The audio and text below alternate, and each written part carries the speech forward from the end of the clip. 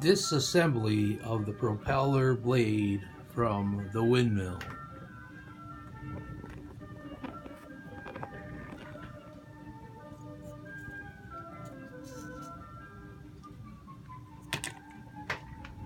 And if you had to remove the shaft or the motor, quite simple.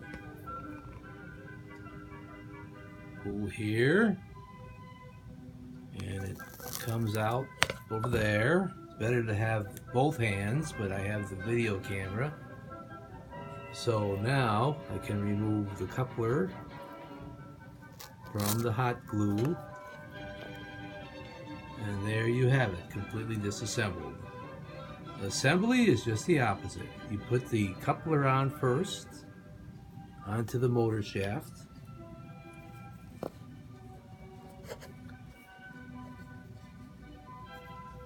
It's a little tricky with one hand, but normally the motor should be mounted down. And I just push that little bugger on there. I guess I have to use my other hand here. Okay, let's see that you don't want to push it against the motor. You want to keep a little clearance there, like so. And then you're going to take the shaft, which is a cut nail, like so. I cut the point and the head off the nail, and notice one end is sort of rounded so it's easier to get the propeller on.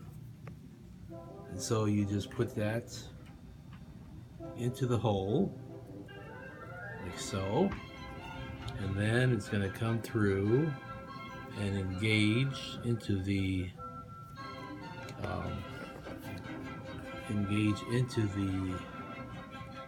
so by merely pushing it and holding the motor down, I can get it to engage.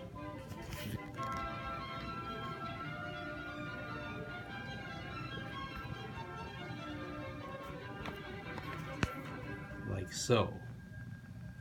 So there you see it's engaged, and I could push it in a little further, but with the camera it's a little klutzy, so that just shows you that it can be done. And then after that, you'll just there, I pushed it all the way in because I want to have my tolerance length on my out shaft to keep the propeller in shape there, in the proper distance.